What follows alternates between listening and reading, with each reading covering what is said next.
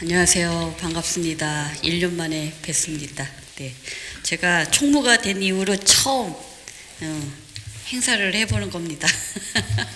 그리고 사회에 이제 제가 시작하게 됐는데, 네, 저는 감리교 농촌선교훈련원의 새로운 총무 황은경입니다. 네. 이제 돌아가면서 잠시 소개하도록 하겠습니다. 예, 농촌선교훈련원에 있는 윤영순입니다. 반갑습니다. 네, 서대문에 사는 이희정입니다. 성북구 정릉동에서 왔습니다. 한현실입니다.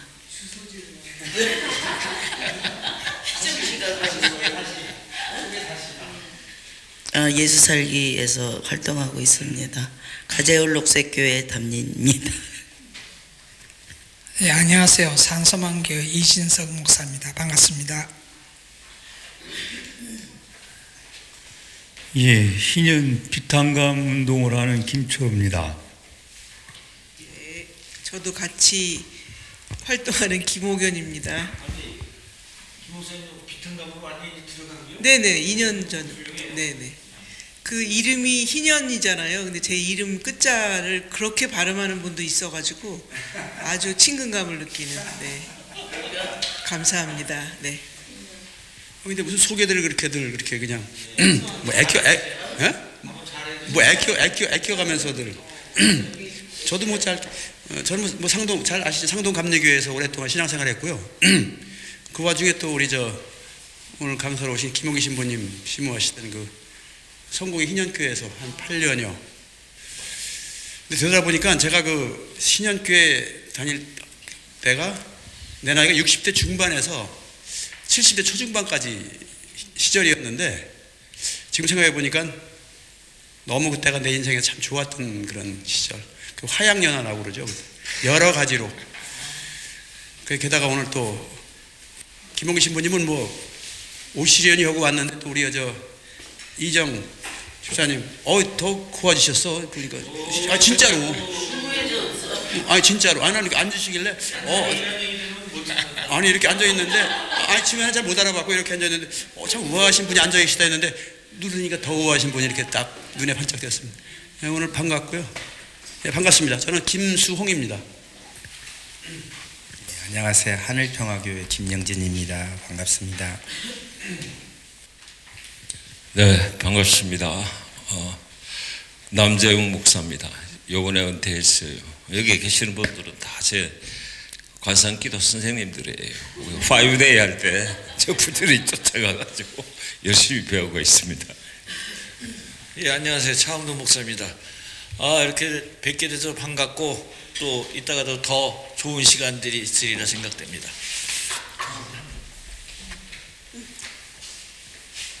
자기소개하는 시간입니다.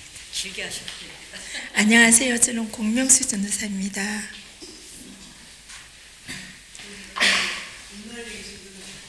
어디? 온라인에 들어오셨는데 얼굴 좀 비춰주시고 얘기 좀 해주시겠어요? 우리 황효덕 목사님 들리시나요? 네.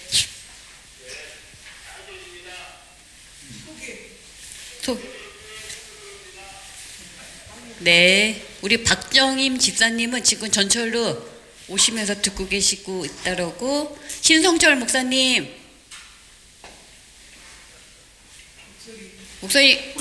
목소리라도.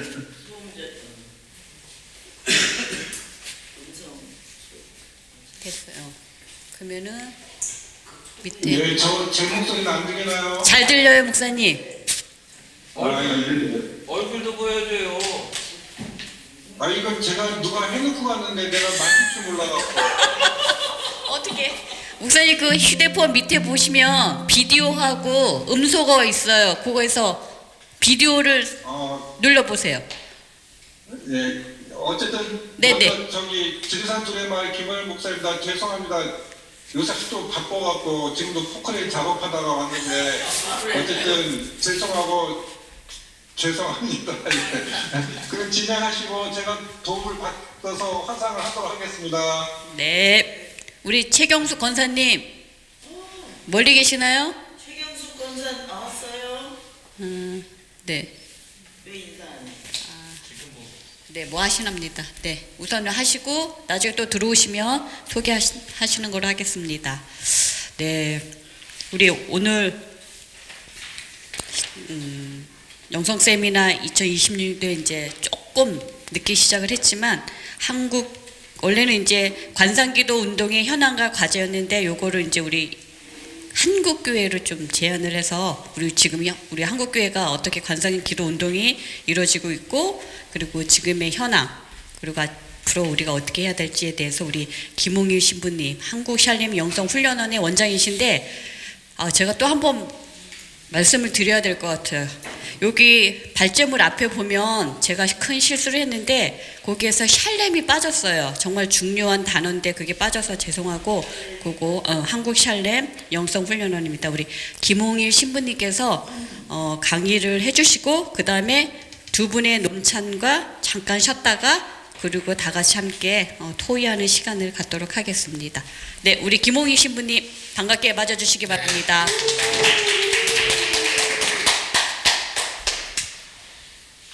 몇 분 정도 하면 되나요? 얼마나 하시려고? 짧게 할 수도 있고 한 15분 정도 할 수도 있고 길게 할 수도 있고 네, 맞습니다. 차흥도 목사님이 저에 대해서 근거 없는 신뢰를 가지고 계셔가지고 한국 관상기도 운동의 현황과 과제 내가 이런 전체 엄청난 주제를 발제를 준비하는 게 많이 부담이 됐는데 네, 목사님이 네, 그냥 제 그 발제물에도 썼지만 제가 실은 관상기도의 현황도 정확하게 제가 다 알지를 못하고 또 과제를 이렇게 도출하는 것도 쉬운 일은 아니라고 생각하는데 그냥 제 기억에 의존해서 제가 발제를 하기 때문에 사실관계와 관련해서는 약간 오류들이 있을 수 있다는 걸 그냥 염두에 두시고 양해해 주시고 들어주시면 고맙겠습니다. 아마 이제 차흥도 목사님하고 여기 계신 우리 이희정 집사님도 몇 분들 처음에 저희가 샬렘 막 시작할 때 그때 2008년도로 기억이 되는데 미국의 그 샬렘 설립자인 틸든 에드워드라고 하는 분하고 캐롤 쿨룸이라는 분을 저희들이 초대해서 한국에서 프로그램을 했어요. 그래서 그때 왔을 때 그분들이 코리아나 호텔에 묵었었는데 그때 그 신문에 언론에서 이 관상기도와 관련된 종의 뭐라 그럴까 막 이렇게 이단의 기도다 뭐 이런 것들이 이제 막 나오기 시작했어요.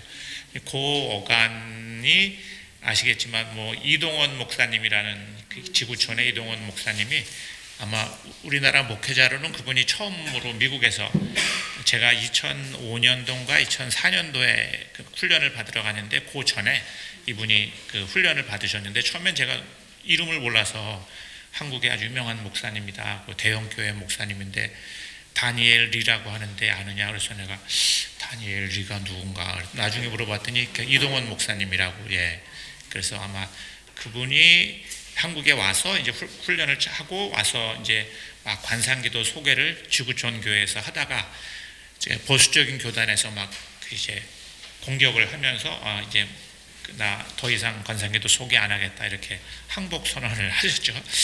근데 그 어간에 이제 막 이게 관상기도와 관련된 논란이 한국 사회에서 막 일기 시작했습니다. 그래서 합신, 총신 두 교단에서는 아예 총회에서 관상기도를 금하고 관상기도와 관련된 단체들과 서로 뭔가를 같이 하는 것도 다 금지를 시키는 결정을 했습니다. 그래서 그때 이 관상기도와 관련해서 이제 보수적인 교단에서 문제 제기를 한 내용들을 조금 이렇게 그냥 요약을 해보면 기도는 하나님과의 인격적인 어떤 교제인데 서로 소통을 하려면 말을 해야 되는데 침묵하면서 어떻게 그 하나님과 소통하고 관계를 맺을 수 있냐 그런 것. 두 번째는 하는 기도 방법들이 보면 되게 이제 무슨 말씀을 가지고 반복하거나 호흡에 집중하거나 하는 그런 수련법을 사용하는데 그건 다 불교 전통에서 하는 기도이고 그건 그리스도교적인 것이 아니다 이런 비판이 있었습니다.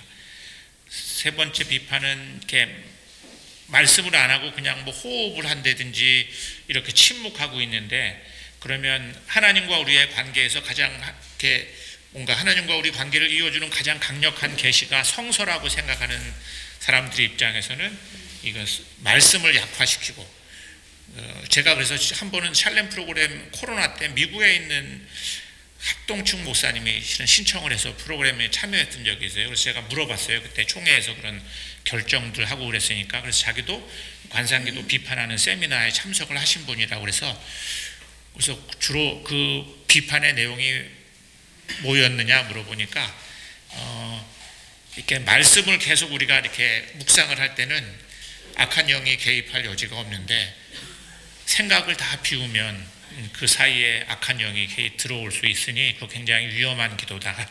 그게 자기 기억에 남는다. 그런 얘기를 해주셨어요. 그래서 실은 이제 그리고 이제 이게 굉장히 체험에 대한 경험을 추구하니까 굉장히 주관적인 체험에 몰두할 수 있는 위험이 있다. 즉 절대 계시인 성서는 약화시키고 자기의 주관적인 체험을 강화할 수 있다는 것이고, 그 수행 방법에서 보면 힌두교나 불교나 이런 데랑 많이 유사하기 때문에 종교 혼합주의로 이게 변질될 수 있다고 하는 그런 내용들이 되게 이제 보수교단에서 비판한 내용이었습니다. 근데 이제 관상기도를 보급하는 사람들 입장에서는 이게 하나님과의 관계와 소통이라고 하는 게 단순히 언어만이 아니라 우리가 침묵 가운데서도 뭐 누군가 깊은 관계와 교제를 나눌 수 있기 때문에 그게 침묵이 하나님과의 소통이나 관계를 이렇게 뭐라 그럴까 부정하는 것은 아니고 어쩌면 말과 생각 너머에 더 깊은 친밀함을 이루는 기도다 하는 것으로 이제 이런 어떤 뭔가 성서 중심의 어떤 이런 것에 대해서 자기 변호를 하고 있었고, 두 번째는 뭔가 이렇게 그 불교적인 명상인데 자기를 다 비우는 것만이 아니라 그 비움은 하나님의 충만한 임재를 받아들이기 위한 것을 위한 준비라고 얘기를 했었고, 그 다음에 실은 이제 말씀의 묵상을 약화시킨다고 하는 것은 이게 관상이라고 하는 게 원래는 그 렉쇼 디비나의 마지막 단계잖아요. 말씀을 가지고 묵상하다가 마지막에 쉬는 단계이기 때문에 말씀을 약화시키는 기도라고 할 수 없다 이렇게 얘기해요. 그리고 이제 기도하는 방법에 있어서는 외형적인 방법은 타종교와 유사한 점이 많지만 그 기독교적인 기도냐 아니냐고 하는 것을 규정짓는 건 방법이 아니라 지향에 있다. 누구에게 기도하느냐가 그리스도교적인 기도냐 아니냐를 규정짓는 것이 방법이 아니다. 그렇게 이제 그래서 실은 이제 그리고 이런 기도 전통은 고대 기독교 전통에 있었던 기도이기 때문에 이게 기독교 전통과 깊게 연관되어 있다고 하는 게 이제 그 당시에 이제 관상기도 운동을 하던 사람들이 그런 비판에 대한 어떤 반론이었죠. 근데 요 근래 들어서 다시 요즘에 이제 관상기도에 대한 관심이 새롭게 또 막 조명이 돼요. 얼마 전에 저희 한국 영성지도협회라는 데서 세미나 하고, 또 얼마 전에 언론사에서도 관상기도와 관련된 또 마인드풀리스라고 하는 게 요즘에 많이 이야기가 되면서 그런 내용과 관련된 이제 언론의 어떤 기독교 언론사의 이 기사들이 막 나오면서 그때 지금 제가 기억하기로는 우리 지금 루터 중앙교회 목사님 제가 성함을 기억하지 못하는데 그 목사님 네네 그 같은 루터 중앙교회 담임 목사님이 이 관상기도는 루터의 전통과 좀 다르다 하면서 약간 좀 신학적으로 이제 그걸 부정하는 건 아닌데 루터의 어떤 이런 전통과는 좀 이렇게 차이가 있는 기도이다 뭐 이런 그 신문 기사를 쓰면서 또 거기에 약간의 또 반박하는 이렇게 반박이라고 그럴지 그 다른 의견을 제기하는 그 기사들이 실리면서 약간 이 관상기도에 대한 신학적인 토론들이 또 지금 새롭게 약간 일기 시작했던 것 같아요. 근데 이전과 비교하면 굉장히 좀 건강한 토론이라고 저는 생각을 합니다. 그런 점에서 지금 이제 다시 관상기도에 대한 관심이 조금씩 한국 사회에서, 한국 교회에서 일고 있다고 생각합니다. 제가 어떻게 넘어가야 되는지 이게 네? 이거를 돌리면 되나? 네. 근데 저는 이제 요런 이 관상기도를 둘러싼 논쟁에는 신학적인 어떤 이렇게 배경들이 있다고 생각을 하는데, 몇 가지 신학적인 배경은 하나는 하나님과 아까 말씀드린 대로 하나님과의 관계에서 성서나 말씀이 갖는 절대성. 실은 이게 칼빈이 이 부분은 굉장히 강하게 주장했죠. 오직 말씀. 루터도 얘기했지만 장로교 전통에서는 칼빈은 실은 전통이나 이성에 대한 것들을 완전히 부정하지는 않았지만 실은 그거는 성서의 가르침을 보조적으로 돕는 기능이고 하나님과 우리의 관계 소통할 때 성서가 가지고 있는 것에 대한 굉장히 그 우위성을 굉장히 강조를 했습니다. 반면에 그러니까 실은 그런 칼빈의 전통에서는 좀 이런 기도에 대해서 신학적으로 약간 뭔가 이렇게 논쟁을 걸어올 수 있는 지점들이 없지 않는 거죠. 근데 반면에 예를 들면 성서가 기록되기 성서라고 하는 것은 어떤 기독교 역사의 전통 속에서 정경화 작업도 이루어지고 한 거지 그게 전통과 괴리돼서 그러니까 이게 하늘에서 뚝 떨어지는 건 아니잖아요. 그러니까 이 교회의 전통이라고 하는 것이 하나님 계시의 또 다른 중요한 어떤 이렇게 매개가 된다고 하는 거죠. 그러니까 되게 이제 로마 카톨릭에 가서 성서 전통 이게 이제 종교 개혁 시간에도 대비됐던 그 신학적인 흐름이라고 말씀드릴 수 있잖아요. 거기에 실은 이제 저희 같은 성공회 같은 경우에 이제 이성 이렇게 얘기해서 예를 들면 그게 다 하나님과 우리가 그 소통하고 관계 맺을 수 있는 주요한 축들이라고 생각하는 이런 신학적인 입장과 말씀을 중요하게 생각하는 우월성을 강조하는 신학적 입장이 약간의 긴장을 이루고 있다. 그래서 여기에는 그런 신학적인 어떤 이런 이렇게 입장의 차이들이 있을 수 있다는 거죠. 두 번째는 인간에 대한 이해에서 인간의 원죄에 대한 서방교 어거스틴이나 뭐 칼빈이나 이런 사람들은 다 실은 서방교회 전통을 잇는 사람들이잖아요. 그러니까 전적인 타락, 인간의 전적인 타락 때문에 오직 은혜로서만 우리는 하나님과 그 소통할 수 있고 그 하나님 구원에 이를 수 있다고 하는 것을 강조하는 입장과 실은 또 정교회나 동방교회 입장, 뭐 종교개혁 일어날 때는 에라스무스 같은 사람이 그런 입장이었죠, 그죠? 원죄를 우리가 그러니까 아버지의 죄를 우리가 그대로 물려받은 건 아니다는 거죠. 그 죄책은 그 이제 물론 우리가 오염돼 있긴 하지만 하나님의 은혜와 인간의 어떤 그런 응답으로 그것이 정화되고 우리가 하나님과 합일의 과정, 연합의 과정에 참여할 수 있다 이렇게 얘기를 하죠. 그래서 실은 그 동방교에서는 이걸 조상의 죄라고 얘기해요. 원죄라고 하는 표현 대신 조상의 죄. 그래서 은혜는 결국은 우리가 단순히 용서를 받는 것만이 아니라 하나님의 신성에 참여할 수 있는 그런 인간의 협력으로 그렇게 우리는 하나님과의 신화라고 보통 얘기하는 그런 그 구원의 교리 뭐 이런 거와 실은 이게 대비점을 이루고 있는 부분이 있습니다. 세 번째는 종교적인 배타주의, 그러니까 오직 그 예수라고 하는 이런 것들을 강조하는 입장과 실은 이게 어떤 보편적인 영성과의 접촉 가능성. 예를 들면 지금 이제 그 로마 카톨릭은 서방교회이긴 하지만 실은 칼라노나 이런 사람들은 이제 익명의 그리스도인, 그래서 기독교 신자가 아닌 사람에게도 어떤 구원의 길에 대한 얘기를 하죠. 물론 이제 기독교가 갖는 우월성에 대한 이야기들을 여전히 강조하긴 하지만 그런 차이들이 있다는 거죠. 마지막으로는 실은 기도에 대해서는 서방교회 전통에서는 실은 기도라고 하는 건 우리가 하나님 안에서 자기를 정직하게 성찰하는 겁니다. 그리고 하나님을 잘 경청하고 하나님의 뜻이 무엇인지를 잘 이해하고, 그러니까 굉장히 말씀 중심적인 것, 그리고 이제 덕행을 실천하고 완덕에 이르는 것이 교회의 기도의 어떤 중요한 어떤 흐름들이라면, 동방교회 전통에서는 마음의 정화, 어떤 뭐 고요와 임재, 어떤 신비적인 직관, 내적인 변화와 어떤 하나님과의 일치를 이루어가는 여정, 이런 것들이 상대적으로 대비를 이루고 있기 때문에 실은 우리가 이런 논쟁을 할 때 그 논쟁의 배경에는 약간의 다른 신학적인 기제들이 작동하고 있다고 하는 것도 실은 함께 우리가 살펴볼 필요가 있다고 생각합니다. 제가 이게 너무 넘어갔어요? 아니요, 이게 위에 제가 무슨 내용인지 보이지가 않아서.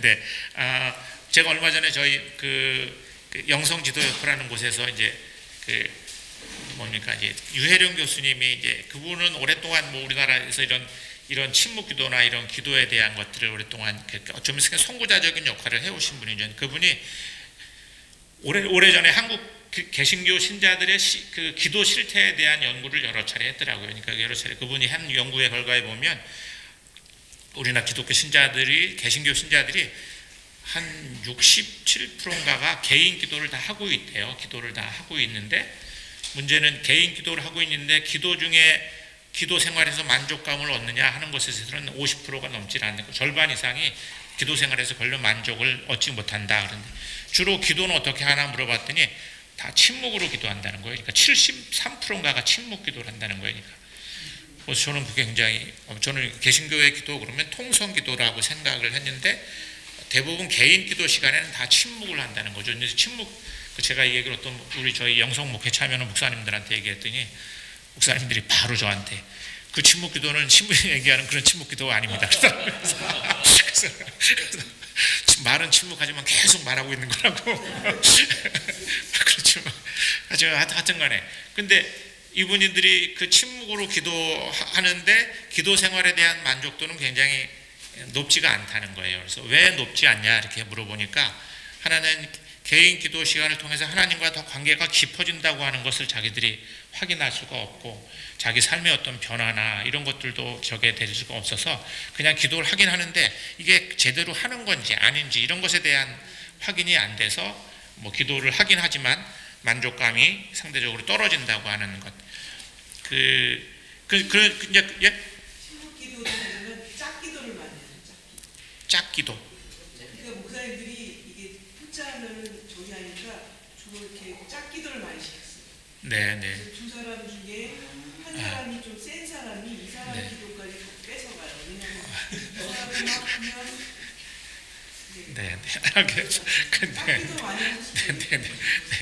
네, 나중에 한번 듣고 얘기해.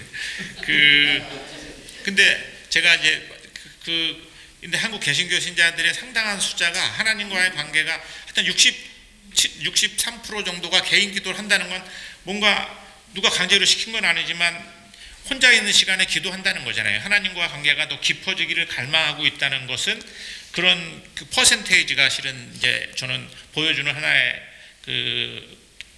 사인이라고 생각하는데, 근데 문제는 그렇게 혼자서 침묵으로 기도할 때 어떻게 기도해야 되는지를 교회가 별로 안내하고 있지 못하다고 하는 게 통계가 보여주는 하나의 그냥 이렇게 징표라고 생각합니다. 두 번째는 또 다른 관상기도에 대한 관심이 또 다르게 일어나는 배경 중에는 저는 요즘에 많이 얘기되는 이제 마인드풀리스 바람이 있다고 생각합니다. 이렇게 사람들이 잘은 의식하지 못하는데 이 마인드풀리스라고 하는 게 미국에서 이제 존 까바친이라는 분이 시작을 한 건데 이미 그 병원에서는 다 사용하는 의료에서는 다 적용되고 있어요. 심리 치료나 상담에서도 적용이 되고 있고 심지어는 지금 우리 학교 교육 과정에 초등 중등 교육 과정에도 마음 공부 학기제인가 그런 학기로서 이미 만들어져서 아이들한테 이게 마인드풀리스 교육을 지금 하고 있어요. 심지어는 뭐 기업에도 다 명상실을 운영하는 기업들이 늘고 있고 대기업 같은 데는 그렇고 다 요즘에는 힐링 센터 제가 우리 요 근처에 있는 성공의 대성당 다니는 교우인데 이분이 삼성에서 주로 병원을 건축하는 건축소장, 그러니까 건축을 하시는데 병원만 건축하시는 분이세요. 그분이 영덕에서 힐링 센터를 건축한다고 자기 현장에 한번 오라고 그래서 그 힐링 센터를 지을 때 한번 가봤어요. 오래전인데 벌써. 그러니까 이미 대기업에서 이런 일을 한 지는 오래된 거예요. 근데 저는 그때 요즘에 뭐 이런 명상에 대한 관심이 많으니까 삼성이 이런 시장에도 개입을 하는구나. 참 이 사람들 문어발이다 이렇게 생각하고 갔더니 그게 아니래요. 직원들을 위한 힐링 센터라는 거예요. 그래서 왜 그랬더니 삼성이 우리나라 대기업 기업 중에 자살률이 제일 높은 회사랍니다. 그러니까 안에서 스트레스가 굉장히 많고 자살이 많으니까 뭔가 스트레스 관리를 하기 위한 프로그램들을 자기들이 하지 않으면 글로벌 기업으로서의 면모가 안 쓰는 거예요. 그러니까 근데 거기만 그런 게 아니에요. 삼성만 지금 어지간한 대기업들은 다 지금 임원 교육, 직원 교육에 다 마인드풀리스가 도입이 되고 있습니다. 그리고 동네 마을 카페 가면 차 명상하죠. 걷기 명상하죠. 교회가 못하는 거를 지금은 다 동네 카페가 이미 상업화돼서 이렇게 명상 앱 시장이 매년 뭐 13.5%가 지금 성장하고 있대요. 저희 샬렘도 묵상 앱 하고 있지만 지금 그거를 돈을 벌기 위한 어떤 하나의 이게 명상이라고 하는 게 하나의 지금은 상품으로 사람들한테 확장이 되고 있습니다. 근데 여기 보면 제가 이 명상 앱 시장의 소비자의 60%가 2030 세대래요. 젊은 사람들이 다 여기 사회가 불안하고 뭔가 스트레스, 그러니까 뭔가 그 도움을 받을 수 있는 곳을 그런 데서 지금 찾고 있다는 거죠. 그리고 신자들도 교회에서 뭔가 교회가 제대로 그런 것에 대한 대응을 못 해주니까 결국은 신자들도 다 그런 데를 지금 찾아서 떠도는 것이 우리 현실이죠. 그러니까 이런 상황에서 지금 관상기도에 대한 어떤 이런 관심들이 다시 새롭게 조명을 받고 있는 지점이 있다고 생각합니다. 뭐 여기 이건 다 아시는 얘기라 그냥 짧게. 사실 우리는 기도에 보면, 성경에 보면 우리가 하나님을 만나는 두 가지 길이 있어요. 하나는 하나님은 계속 뭐 아버지라고 우리가 부르기도 하고, 뭐 또 암탉이라고 하는 어머니의 어떤 그 상징들도 우리 안에 있죠. 바위, 목자, 포도나무. 그러니까 이건 다 하나님을 우리가 그냥 생각하고 이렇게 알 수 있는, 이렇게 오감으로 우리가, 또는 이미지나 뭐 감각이나 이런 걸 통해서 알 수 있는 하나님의 어떤 그 상들이 성경에 다 이렇게 증언이 되고 있죠. 하나님을 인격적으로나, 그래서 우리가 지성이나 감정이나 이런 걸 통해서 알 수 있는 하나님에 대한 이미지가 있는가 하면 하나님을 알 수 없는 분으로 실은 이렇게 증언되고도 있죠. 그 하나님을 본 사람은 없다 이렇게. 근데 하나님을 알 수 있는 길을 성서는 그 사랑이다 그렇게. 사랑을 통해서 우리의 지성이나 감정이 아니라 사랑을 통해서 우리는 하나님을 알 수 있다. 우리의 생각을 넘어서. 근데 그 하나님을 사랑으로 가는 그 자리가 실은 이제 기독교 전통에서는 이게 성 테오파니 한 말이죠. 기도는 마음에서, 이 마음이라고 하는 거 어떤 사람은 지성으로 번역해야 된다고 하기도 하고, 하여튼 우리는 마음이 마인드하고 허트가 실은 같이 있는데, 이게 그 약간 영어 표현으로 이제 마인드에서 허트로 가는 것이다 그렇게 얘기를 하죠. 근데 이 허트라고 하는 것은 우리가 하나님을 경험하는 어떤 우리 존재의 가장 깊은 중심을 얘기할 때 성경은 허트라고 하는 표현을 쓴다 이렇게. 사랑은 가슴을 여는 열쇠다 이렇게. 그 사랑은 가슴을 여는 하나님을, 그러니까 무지의 구름이라는 책에서 결국은 우리와 하나님 사이에서는 이 구름이 있는데 그 구름을 뚫고 하나님께 갈 수 있는 길은 사랑인데, 그 사랑의 어떤 뭐랄까 화살 같은 것으로 거룩한 단어를 사용해서 우리가 하나님께 이른다 그렇게 얘기를 하죠. 근데 보면 동방교회의 고대 교회 기도 전통을 보면 동방교회는 예수기도가 실은 그 어떤 이게 동방교회를 대표하는 기도라면, 서방교회는 렉시오 디비나가 서방교회를 대표하는 기도이죠. 동방교회는 예수기도는 우리가 처음에는 입술로 하잖아요. 소리내서 입술로 하다가 마음에서 가슴으로 이렇게 가죠. 그러니까 그 유념적인 차원에서 실은 무념적인 차원으로 기도가 이렇게 깊어지는 거예요. 근데 렉시오 디비나도 마찬가지잖아요. 렉시오 디비나는 독서하고 묵상하고 기도하고 관상이다. 그러니까 실은 그리스도교의 기도는 이 두 가지 차원이 원래 같이 있었던 거죠. 유념적인 차원과 무념적인 차원이 원래 그냥 기도 안에 같이 있는 거지, 이게 분리돼서 따로따로 있었던 건 아니라는 거죠. 근데 이런 통합적인 어떤 유념적인 차원과 무념적인 차원이 하나의 기도에 있었었는데, 이 기도에서 무념적인 차원이 점점점 사라지거나 아니면 약화되는 이런 시기가 보통은 12세기라고 그래요. 12세기는 수도원하고 대학이 분리되는 시기입니다. 그전에는 학자들이 대부분 수도자들이었어요. 그러니까 기도하는 사람들이 신학자였죠.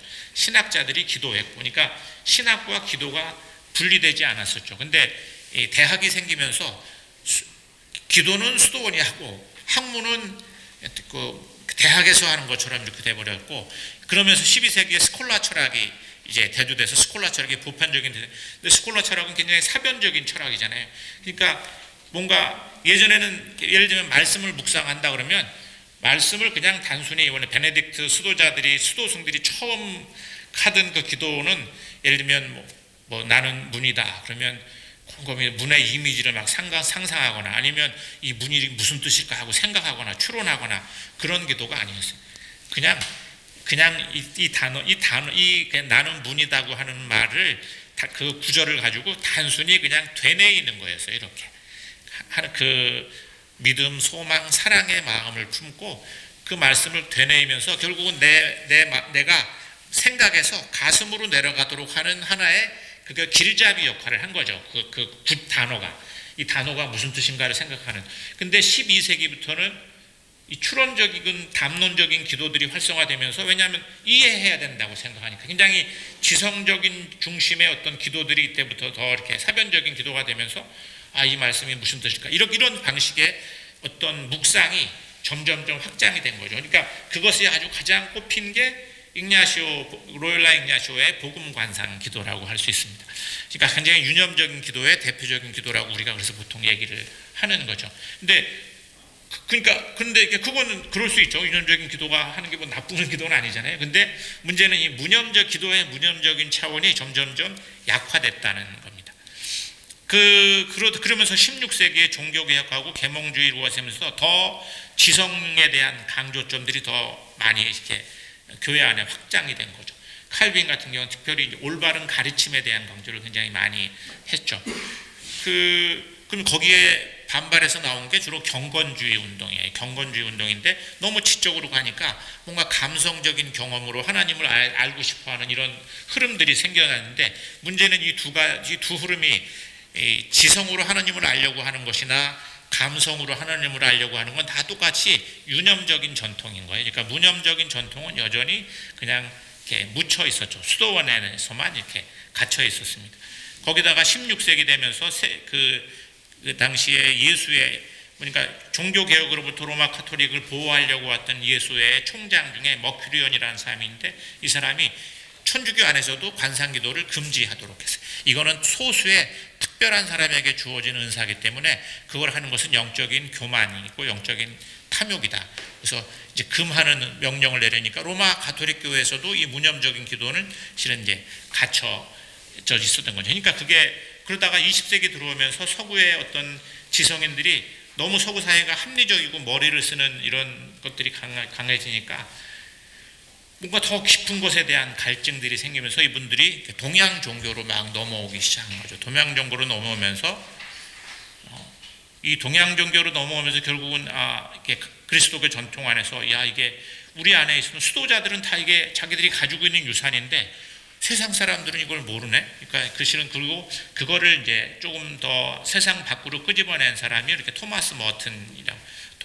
우리 안에 가장 깊은 중심에, 그러니까 저희가 센터링 프레이어라고 하는 말을 실은 처음 쓴 사람은 토마스 머튼인데, 우리의 마음의 중심에서 기도해야 됩니다. 그게 이제 뭐 가슴일 수도 있겠고, 그래서 그렇게 중심에서 기도해야 되고, 그 중심에서는 그 중심에 하나님이 우리 안에 계시다고 하는 얘기를 하면서, 그게 참 자아는 우리 안에 있는 하나님, 그것이 우리의 참된 자아다 하는 얘기를 하면서, 실은 이게 관상의 시 또는 뭐 새로운 새 관상의 시라고 하는 책으로 출판이 되고, 뭐 7층산 이런 책이 베스트셀러가 되면서 수도원적인 영성에 대한 관심들이 확 높아진 거예요, 세상에서.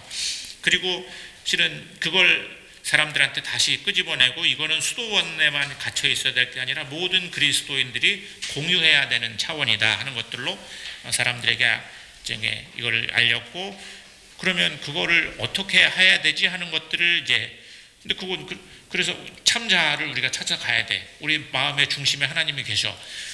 어떻게 하라고?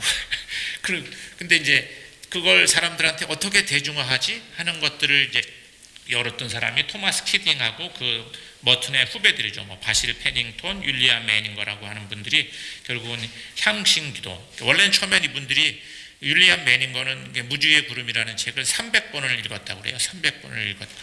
그래서 처음에 이 기도의 이름을 구름의 기도 이렇게 했을 때, 근데 원래 토마스 키딩이 이제 장상들, 시토에 트라피스트 수도회의 장상들을 데리고 이제 피정을 인도하는데, 그 장상들이 그거 토마스 머튼이 했던 얘기인데, 머튼이 센터에서 기도하라고 그랬으니까 센터링 기도로 하자. 그래가지고 이름을 센터링 기도로 했다고 합니다. 그러면서 실은 키팅이 이걸 되게 대중화시키는 역할을, 근데 이런 흐름을 이제 저희 제가 책에 기록했는데, 저희 샬렘에서 보는 아티클 중에 작은 아티클 해보면 서구 사회에서 이런 관상의 흐름이 세 흐름이 있었다, 세 파도가 있었다 그래요. 그러니까 아까 말씀드린 대로 하나가 머튼이고, 머튼은 우리 중심의 기도의 어떤 깊은 차원을 사람들한테 다시 회복시켜서 알려준 거죠. 수도원 안에만 갇혀있던 것을. 키팅은 그거를 깊이로 들어가는 길을 우리한테 알려줬어요. 특히 이제 키팅은 거기에다가 이제 깊이로 들어가는 길과 함께 그 과정에 우리 그 기도 속에서 우리가 거짓 자아가 치유되는 과정에 대한 것들을 굉장히 심리학적인 것들을 잘 설명하면서 사람들한테 이해시켜주는 샬렘은 실은 세 번째 파도, 두 번째와 세 번째 사이에 있다고 사람들이 보통은 얘기를 해요. 그건 왜냐하면 샬렘은 그것을 사람 일상으로 확장시킨 그 기도가 단순히 기도만이 아니라 그 사람의 삶과 사역으로 연결돼야 된다고 해서 실은 이 세 번째 단계로 오면 이 흐름을 끌고 가는 사람들은 수도자들이나 성직자가 아니고 신자들이에요. 그러니까 샬렘, 미국 샬렘만 봐도 이렇게 프로그램 디렉터 중에 절반 이상은 신자들이에요. 성직자입니다. 그러니까 우리나라 한국은 아직은 실은 여전히 그리고 이제 리더십도 여성들이 많고 그러니까 아직은 우리는 이렇게 두 번째 단계에 아직은 초보적인 수준에 있는 게 아닐까. 막 이게 여러 가지가 중첩돼 있겠지만 한국의 어떤 관상기도 운동의 어떤 흐름을 만약에 서구 사회의 이런 흐름에서 본다면 이런 단계가 아닐까 하는 생각이 듭니다. 샬렘만 봐도 다 남자들 목회자들이잖아요. 그 중에 어떻게 이렇게 평신도 한 사람이 있긴 한데 여전히 저기 성직자들 귀에 눌려서 이렇게 그렇습니다. 일단에 그 뭐 저희들 안에서 얘기가 많이 되는데 참 쉽지가 않아요. 근데 또 뭐 일하려면 또 약간의 여기가 뭐 안정적인 이런 재정적 기반을 가지고 있는 것도 아니고 그러니까 일단 그런 과제들이 있다는 말씀을 그냥 드리고 근데 그러면 관상이라고 하는 것은 그러니까 그냥 쉽게 말씀드릴 관상이라고 하는 건 원래 새로운 기도가 관상기도는 새로운 기도는 아니다는 거예요. 원래 그리스도교 기도에 관상이라는 차원이 있었던 거죠. 근데 그 차원을 우리가 오랫동안 잃어버리고 있다가 다시 그 기도의 그런 차원을 회복하는 것이고 기독교의 기도는 다 실은 관상을 지향해요. 왜냐하면 기독교의 기도는 우리가 하나님을 막 설득해서 우리의 뜻을 관철하는 것이 아니고 우리가 하나님의 뜻에 조율되고 아버지의 뜻이 우리 안에서 이루어지도록 하는 게 우리가 하는 기도잖아요. 근데 만약에 우리가 하나님과 정말로 합일이 된다, 우리가 뭐 연합한다, 우리가 그리스도의 마음을 품는다, 그러면 실은 구할 게 없는 거죠. 예수님도 너희들이 그날이 오면 나한테 더 이상 구할 게 없어. 내 이름으로 구하는 것이 다 이루어질 거야. 그러면 하나님과 나의 뜻과 하나님의 뜻이 하나가 되면 더 이상 구할 게 없는 거죠. 에크하르트는 이제 그걸 뭐라고 했냐면 하나님이 우리에게 선물을 주시는데 그것은 하나님이 정말 주시기 위한 선물을 받을 수 있도록 준비시키는 거다. 하나님이 그 정말 주시길 원하는 건 뭐냐? 성령이다. 하나님 자신이다. 그러니까 실은 그리스도교의 기도는 하나님과 연합하고 하나님과 하나가 되는 거죠. 근데 아까 제가 이제 우리 개신교 신자들의 기도 양태를 했잖아요. 거의 대부분의 기도 내용은 뭐냐면 청원이에요. 이렇게 이거 해주세요, 저거 해주세요. 그리고 개인적인 필요. 그러니까 우리가 기도에 대한 우리들의 어떤 이런 이렇게 생각이 굉장히 그런 어떤 기능적이고 뭔가 하나님을 설득해서 내 뜻을 이루고자 하는 이런 게 우리가 생각하는 기도라고 하는 거죠. 지금. 그러니까 그런 기도에 대한 생각이 그 변화돼야 될 필요가 있는 거죠. 왜냐하면 원래 기독교에서 말하는 기도는 하나님과 이렇게 연합하고 하나님과 하나가 되고 하나님과 친밀한 가운데 살아가는 거니까. 그래서 이제 뭐 과제를 얘기하라고 그래서 과제를 그냥 말씀을 드리면 하나는 저는 이렇게 지금 저희도 실은 이제 뭐 관상기도와 기도학교도 하고 관상기도를 보급하는 일을 하고는 있는데 실은 이제 이게 요즘에 그런 얘기를 누가 하더라고요. 이게 또 어떻게 이게 좀 볼 수 없나요? 이게 화면을 가려서 하나는 그 신학적인 작업과 이게 기도 운동이 같이 가야 된다고 하나. 그러니까 제가 저희 프로그램에 참여하는 아니 안 돼. 그냥 두세요. 네, 목사님. 목사님 한 분이 예를 들면 관상기도를 막 가르쳐요. 근데 우리 안에서 하나님에 대해서 어떤 이해가 있냐면 하나님에 대한 이해에서는 여전히 감사합니다. 저보다 잘하시네. 하나님에 대해서는 이게 여전히 저희가 뭐 신인 동영론 이런 얘기하잖아요. 그러니까 하나님이 저 어디 구름 너머에 이렇게 뭐 수염 기르고 있는 분이라서 우리가 뭘 하면 우리 이렇게 잘 보고 있다가 기특하면 도와주고 안 도와주고 하는, 또 하나님이 굉장히 경찰관 같은 분이라든지, 그러니까 하나님에 대해서 우리가 어떤 이해를 가지고 있느냐고 하는 신관이 바뀌지 않고, 그렇잖아요. 관상기도는 기본적으로 신학적으로는 약간 범죄 신론에 기반하는 거거든요. 신학적으로 하나님에 대한 이해에서 하나님은 언제 어디에나 하나님 우리와 분리할 수 없어. 우리는 하나님과 너무 가까워서 우리가 하나님을 멀리 느끼는 것은 하나님이 우리와 너무 가까우신 분이기 때문에 느끼는 거야. 이렇게. 그러면 실은 그 기도가 달라질 수밖에 없잖아요. 근데 하나님에 대한 신관이 일단 변화되지 않고 그냥 이 기도만 계속 하라고 해서 그럼 이 기도가 제대로 자리를 잡을 수가 있나 하는 생각. 여전히 기도하는 시간은 내가 하나님이 내 안에 계셔로 기도했다가 일상으로 돌아가면 바로 그냥 내가 뭐 잘못했나, 이런 일이 왜 나한테 생기지, 그러고 뭐. 그러니까 하나님에 대한 이해를 그대로 가지고 있으면서 주일 설교 시간에 맨날 그런 설교를 듣는데 어떻게 뭐 기도한다고 해서 사람이. 두 번째는 인간에 대한 이해에서도 아까 얘기한 대로 인간에 대한 이해를, 인간은 어떻게 우리가 신학적으로 우리를 어떻게 이해하나? 구원이라고 하는 건 뭔가? 여전히 뭔가 내가 진 죄를 하나님이 다 이렇게 용서해주고 내가 그렇게 해서 구원 이루는 건가? 근데 실은 이 관상기도 신학에 하면 구원은 그런 게 아니란 말이에요. 그러니까 여러 그런 게, 그리고 성서가 그런 신앙에 대해서 성서는 어떻게 이야기하고 있지 않은 그런 뒷받침이 가지 않고, 성서 공부도 해야 되죠. 설교도 그렇게 해야 되죠. 신학 교리 공부도 그렇게 해야 되죠. 하는 이런 것들이 같이 가지 않고 기도만 해서는 이게 그 교회 안에 건강한 기도로 자리 잡기가 어렵다는 거죠. 제가 미국 샬렘에서 기도 인도자 과정을 공부할 때 제가 예를 들면 제가 어떤 기도를 하나 인도를 해야 돼. 그러면 제가 이제 같이 참여하는 사람들이 한 그룹 앞에서 제가 기도 인도를 해야 되거든요. 그러면 저는 시작하기 전에 내가 이 기도를 하는 성서적인 근거, 예를 들면 내가 호흡을 사용해서 기도해. 그러면 호흡을 기도에 사용하는 성서적 근거는 뭐지? 신학적인 근거는 뭐지? 그게 내 생리적으로 호흡을 계속할 때 어떤 변화가 일어나고, 그리고 내가 기도를 인도하는 네 회중은, 나한테 기도 인도를 받는 그 사람들은 어떤 사람, 어떤 컨텍스트에서 네가 기도를 인도하는 거야. 이런 걸 다 실은 설명하고 하라고 그래요. 근데 방법만 딱 따가지고 이거 기도 그냥 이런 기도니까 하세요 하지 않고, 기도를 인도하는 사람은 건강한 신학적인 자기 성서적인 근거, 신학적인 근거, 그 기도가 전달되는 어떤 컨텍스트를 염두에 두고, 그래서 나는 이렇게 기도 인도합니다 하면서 기도를, 그냥 방법 배워 나갔다가 이식하는 그런 기도, 그렇게 기도하는 거 아니라는 거죠. 그러니까 예를 들면 그런 건강한 신학적인 어떤 이해 없이 그냥 기도의 방법론만 우리가 확장이 되는 거는 이게 올바른 기도로 갈 수 없다. 그리고 그리스도교는 기도가 목적이 아니잖아요. 기도를 하는 이유는 우리가 새로운 사람이 되기 위한 것이고 새로운 하나님의 나라를 이루기 위한 것이기 때문에 기독교의 기도는 어떤 목적이 있는 거예요. 그냥 기도 자체가 목적은 아니죠.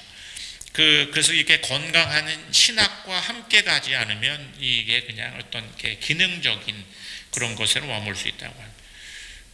두 번째는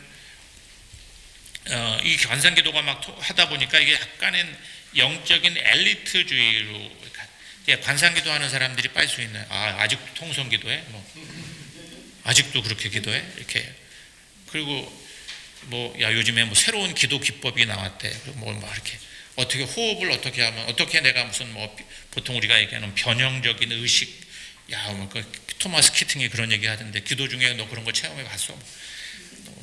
약간 좀 뭔가 이렇게 내가 새로운 어떤 무슨 상태에 도달하는 것을 목적으로 생각하도록 하는. 근데 기독교는 관상은 노력해서 도달하되는 경지가 아니라 은혜이다. 그건 선물처럼 주어지는 것이고, 이미 이루어진 실제를 이미 우리 안에서 이루어지는 거예요. 지금 하나님이 우리가 막 노력해서 어디 가야 되는 게 아니라 이미 여기에 있어. 그거를 발견하는 게 기도다는 거죠. 그리고 어떤 기도가 가장 좋은 기도래요. 요즘엔 또 저희 안에서는 또 향신기도에 대한 사람들이 이게 굉장히 고급스러운 기도인 것처럼 해서 이거 향신기도, 예수기도는 좀 쉬우니까 이건 조금 더 어떤 기도고, 이런 기도에 대한 어떤 그리고 우리가 사용한 언어 있잖아요. 이렇게 합일, 뭐 침묵, 신비, 뭐 초월, 막 이런 그래서 사람도 같이 신앙생활하는 사람들한테 위화감을 조성해요. 저 사람은 좀 우리랑 그렇잖아요. 제가 가끔 어디가 제가 실은 영어를 잠깐 한 2년 가까이 외국에 나갔다 왔더니 우리 저 친구가 그러더라고. 옛날에 그렇게 막 제국주의 언어라고 영어 쓰면 뭐라고 그러더니 너 왜 좀 그렇게 용어 쓰고 다니냐고 막 그래서 제가 같은 그럴 수 있죠. 그 사람들하고의 관계 속에서 뭔가 이렇게 정서적인 괴리를 만들어낼 수 있어요. 근데 저는 클라리나보의 버나드라고 하는 분은 이렇게 겸손의 기초 위에 세워지지 않은 어떤 영적인 집들도 다 한순간에 무너질 수 있습니다. 이렇게 겸손. 그리고 실은 아빌라의 드레사도 다시 초보적인 상태로 돌아가지 않을 수 있는. 나는 기도가 이만큼 성장했으니까 나는 계속 뭐 더 한 단계 올라갈 거야. 그렇지 않다는 거예요. 늘 우리는 다시 떨어질 수 있는. 관상기도는 새로운 기도 기법이 아니라 그리스도교 기도의 어떤 본질을 회복하는 운동이다. 원래 우리 안에 있었던 그 차원을 회복하기 위한 운동이라고 하는 게 다시 좀 이야기돼 볼 필요가 있다.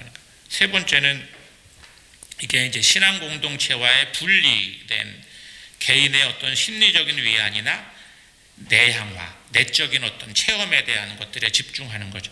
그 실은 예를 들면 저희들 같은 게 교회 전통에서 보면 그러니까 읽냐 예수회 같은 경우는 개인 그러니까 성물과가 따로 없습니다. 공동체 혼자도 살아요. 그러니까 공동체 생활을 하지가 않아요. 하지 않으니까 실은 분별이나 영적 지도라고 하는 것이 굉장히 중요할 수밖에 없어요. 그러니까 근데 예를 들면 상대적으로 베네딕트 전통은 회수도자들이 공동체 안에서 살기 때문에 그 사람의 문제가 있으면 그 사람도 금방 알고 자기도 금방 알아요. 그러니까 실은 공동체 안에서 분별이 너무 잘 일어나는 거거든요. 근데 독립돼서 혼자 있으면 실은 그 분별을 하기가 굉장히 어렵습니다. 그리고 실은 수행이라고 하는 것에 굉장히 중요한 차원이 관계 속에서 이루어지는 것이지 그냥 독립돼서 혼자서 이렇게 되는 건 아니죠. 그리고 또 하나 이제 사회적인 책임성에 대해서 이웃사랑 기독교의 기도는 결국 하느님 사랑과 이웃사랑인데 이웃에 대한 차원들도 굉장히 실은 이제 묻혀질 가능성이 많죠.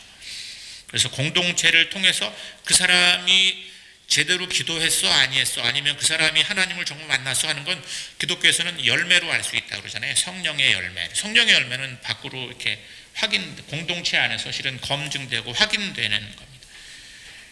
그리고 기독교 전통 안에서는 기도라고 하는 것만 있는 건 아니에요. 그러니까 성례전이라고 하는 게 있고 뭐 공동체적인 식별이 있고 어떤 제자적인 어떤 삶이 있고 사회적인 실천이 있고 이런 모든 것 중에 하나지 기도가 요거만 딱 띄는 건 아니라는 거예요.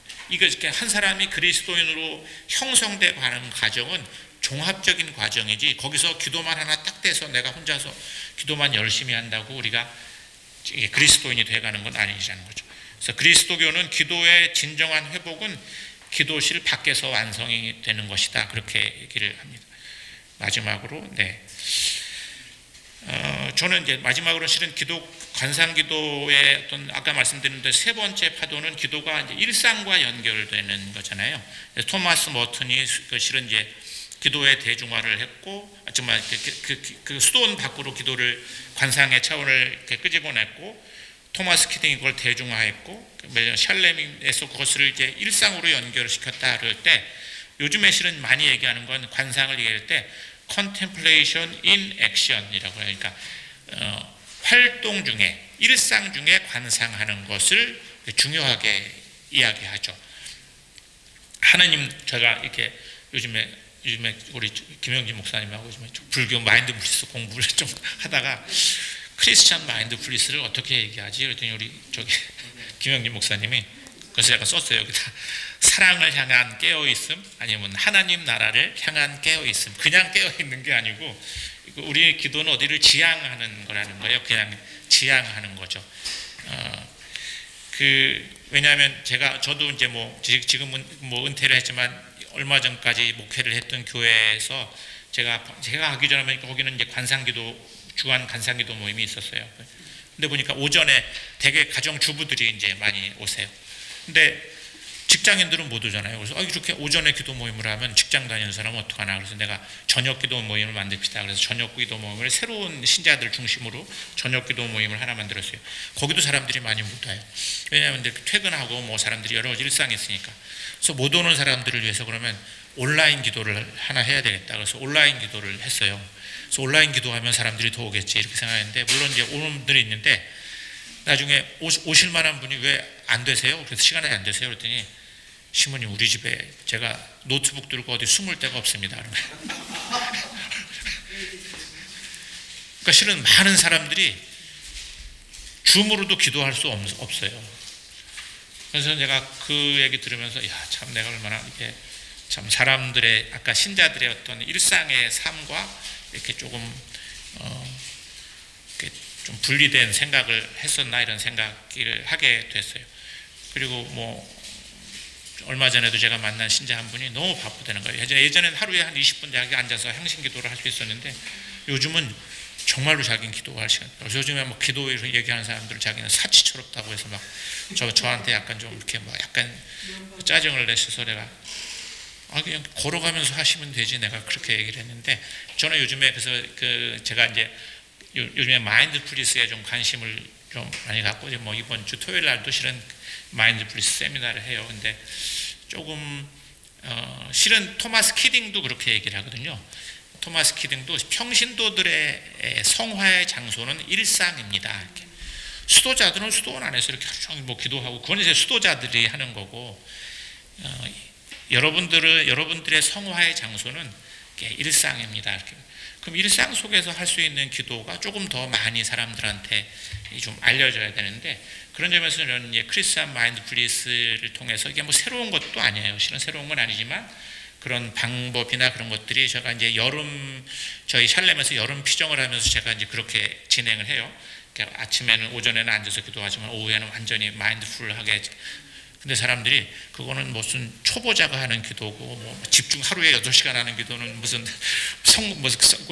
저는 그거는 전혀 다른 차원의 문제라고 생각해요. 그러니까 실은 기독교 전통에는 이 두 가지 전통이 같이 있어요. 이렇게 앉아서 깊게 기도하면 일상을 깨어서 살 수 있는 게 조금 더 늘어날 수 있다 하는데, 키팅이 계속 얘기하는 게 향신기도 죽으라고 하는데 일상에 가면 다 옛날로 그냥 돌아가요. 이렇게.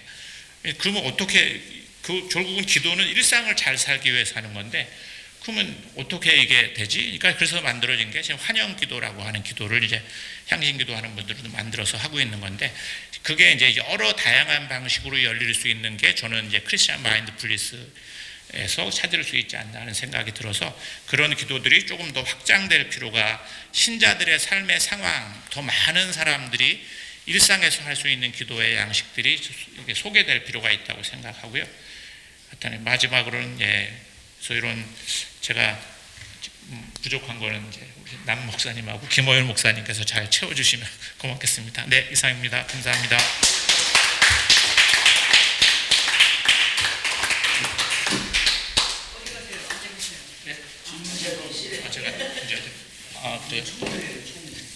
충분히. 어떻게 질문을 먼저 받을까 아니면 논찬을 먼저 하고 나 내용에 대해서 예. 조금 보충 설명이 필요합니다. 그 마인드풀리스를 인터넷에서 마음 챙김 이렇게 번역했는데, 네네. 신부님 생각하시는 더 좋은 한국 말이 있을까요? 글쎄요, 저희는 책을 크리스찬 마인드풀리스라고 저희가 책을 번역하면서는 이제 그 책에서 피터 타일러라는 사람은 이제 불교의 명상은 이제 마인드풀리스인데 기독교는 허트풀리스다 그렇게 얘기를 해요. 허트풀.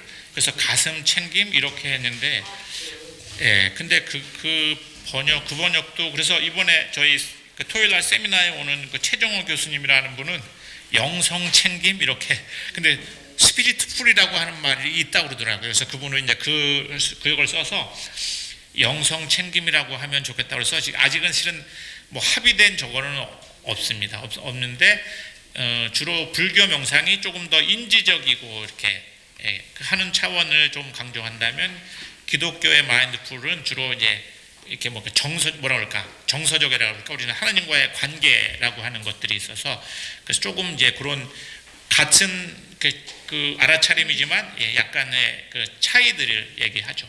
제가 인도에서 미얀마 뭡니까 거기 미얀마 불교센터에 가서 비파사나를 한 일주일 정도 이렇게 했었는데 그때 독일 승려가 저한테 저는 제가 이제 크리스찬이라고 그러고 저는 센터링 프레이어를 한다고 얘기했더니 그분이 센터링 프레이어를 자기도 안다고 그러면서 자기도 예전에 크리스찬이었다고 그러면서 그러면서 나 그거 근데 기독교 명상은 우리 그분 말로는 그분 표현으로는 우리는 굉장히 불교의 명상은 인텔렉츄얼하다, 그러니까 지적인.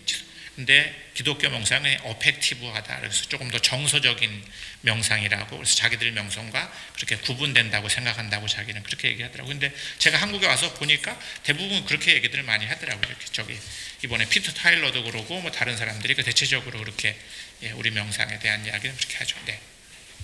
근데 언어가 중요한 게 챙김이라면 굉장히 이렇게 무소유를 강조하는 불교가 챙긴다니까 좀 이해가 안 되는데 글쎄 맞아요. 그것도 기도를 하는 거 자체가 다 놓아버리고 하나님과 하나가 되는 거라고 하면서 또 거기서 또 챙기는 게 있으니까 네. 인간이 약간 인본주의적인. 네.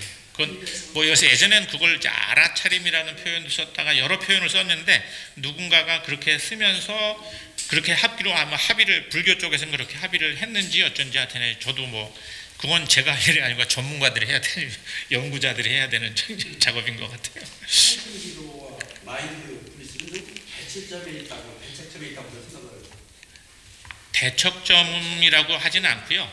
예를 들면 이제 향심 기도에서는 저희가 하느님을 향한다고 할 때 어떤 표현 인텐션이라고 그래요. 의향을 갖는 거죠. 근데 그 마인드풀에서는 어텐션 한다고 그래요. 어텐션 하는 건 주의를 기울이는 거죠. 그러니까 이제 이건 약간의 능동적인 차원이고. 하나님을 일단 제쳐놓고 인간적인 면을 봤을 때 네네. 네. 향심에 대해서 제가 제일 궁금한 게 분심의 문제 아니에요? 네. 분심. 사실 분심은 이제 향심에 대해서 분심을 떠나보내가면. 네네. 마음 챙김에서는 그 분심을 네. 어떻게 처리해라. 어떻게 볼 수도 있다. 우리 분심을 삶 속에 때려 보잖아요. 네네. 뭐 향심이도 할 때뿐이 아니라 삶 속에서 이게 분심들인데. 예. 마음 챙김에서는 그 분심의 문제를 구체적으로 자꾸 실험하는 걸로 보여지고. 씨름하지는 않죠. 아니 예. 마음 챙김에서는. 마음 챙김에서도. 예, 아니 저는 실험에 굉장히 적어하는데, 그러니까 뭐냐면은 마음에 미움이 오면은 네. 미움을 걷어내는 어떤 이런 마음 챙김, 이런 것들. 네네. 있는 그대로 보라는 거죠. 판단하거나 생각하거나 거기 말리지 말고 있는 그대로 알아차리라는 거죠. 있는 그대로 알아차리라. 네. 근데 이 주의를. 위해서는 분심을 있는 그대로 알아차리는 게 분심을 그냥 떠나보내라고. 그렇죠. 예. 거룩한 단어로 해가지고. 근데 그걸 다시 하나님께로 흘려보내고 돌아가는 것 자체가 실은 약간 어떻게 생각하면 마인드풀한 차원이 거기에 있는 거죠. 이렇게 주의를 다시 그쪽으로. 네. 저는 그냥 마인드풀 그쪽 그냥 예. 그쪽 좀 쉬운데 향신기도에서 분심을 떠나보내는 게 늘 힘든. 저는 그러니까 예를 들면 예수기도 같은 경우는 조금 더 그러니까 능동적인 거죠. 그러니까 계속 기도에 우리 주의를 기울이면서 실은 이제 생각이, 근데 이제 향심 기도는 그런 점에서는 전통적인 관상 기도보다도 가장 어떻게 보면 수동적인 형태의 기도라고 생각해요. 그러니까 명상에서 조금 다른 계통의 어떤 명상인 거죠. 근데 이런 이 얘기를 제가 어디 불교 쪽에 있는 분들한테 향심 기도 소개를 했더니 그분들은 이걸 바로 알아듣더라고요. 네, 불교에도 그런 전통이 있다는 거예요. 제가 이제 은명교회 이민 목사님이 관상 목회라고 하잖아요. 관상. 네. 그게 좀 더 확산됐으면 좋겠는데 확산이 안 돼요. 네. 정말 20년 넘는데 내가 이거 보면. 네. 그런 것들이 이제 원인이라고 뭘까 제가 늘 숙제해요. 그게 좀 아까 이동원 목사님이 이제 만약에 그런 교회에서 그런 것들이 좀 더 긍정을 해가지고 가만히 좀 기복했다는 얘기입니다. 그런 것들이 저는 개인적으로 해서 향신기도가 좀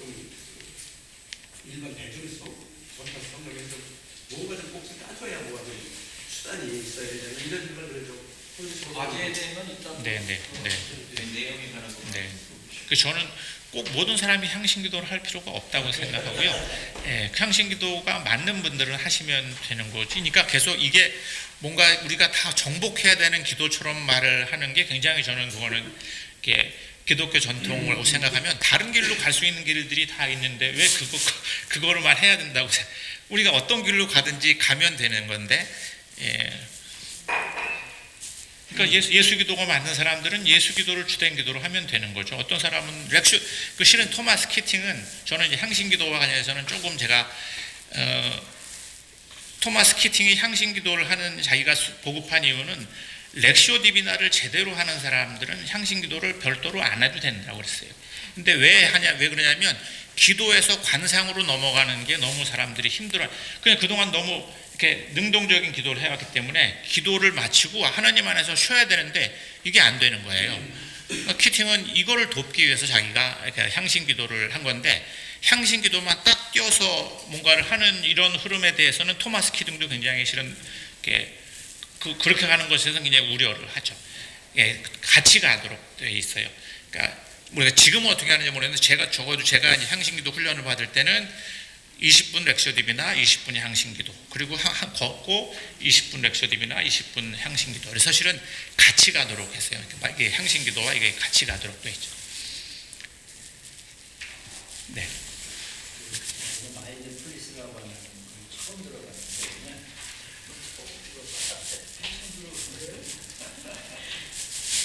근데 이제 AI 지금 잠깐 찾아보니까 우리가 예전에 많이 했던 이렇게 저렇게 많이 접했던 그럼요. 예. 호흡 명상에서 걷기, 스캔, 식사 명상, 먹을 때 근데 이런 게 제가 질문 드리고 싶은 이런 게 신부님 앞으로 이제 이렇게 이런 걸 좀 교회에 접목시키고 싶다는데 이게 그 어떤 자기 의식과 자기 알아차림의 이 관계와 우리가 절대자이신 제가 성도들한테 이제 이 과정을 많이 이야기한다라고 하면 나의 발가락 손가락을 이렇게 알아차리고 의식하는 이것이 하나님과의 관계 안에서 어떻게 내가 그 관계성을 맺을 것인가라고 하는 이걸 넘어가는 것을 좀 어떻게 좀 계획하고 있어요? 그러니까 크리스천 마인드풀리스는 아까 얘기한 대로 실은 이제 그냥 불교의 마인드풀리스는 알아차리는 거죠. 그냥 있는 그대로 감각을 그대로 알아차리고 지금. 근데 크리스천 마인드풀리스는 실은 하나님 여기 계신 하나님을 알아차리는 거예요. 여기 계신 우리가 예를 들면 하나님은 언제 어디에나 계셔 이렇게 말하잖아요. 지금 언제 어디 우리가 생각으로는 의식하든 의식하지 않든 그건 내 문제고 하나님은 언제 어디에나 계세요. 그러니까 지금 내가 앉아 있어. 근데 지금 내가 이렇게 이야기를 하면서 실은 내가 지금 엉덩이가 의자에 기대어 있는데 하나는 내 존재의 기반이신 하나님과 지금 내가 접촉하고 있는 것을 알아차려. 그러면 나는 하나님의 임재 안으로 그 순간에 잠깐 들어가는 거죠. 근데 의식이 그러니까 하나님이 언제나 임재하시고 만약에 이 의자를 하나님이라고 생각한다라고 하면 하나님이 나의 이렇게 쉼터가 되시는 거야. 그렇죠. 라고 하는 거는 그렇죠. 주어지는 거죠. 그러니까 하나의 그게 신학적이면 신학적인 거고 하나의 가이드면은 가이드인데 그러면은 우리가 이렇게 뭐 이제 호흡 명상으로 쉰다고 하면은 코로 들어오는 이 들숨에 의해서 숨이 이렇게 이거 폐로 들어가고 이런 걸 쉽게 알아차리는 자의식과 객관적으로 하나님이 나의 피난처가 되셔라고 하는 이 부분이 연결이 될 수 있어요. 그게 차이죠.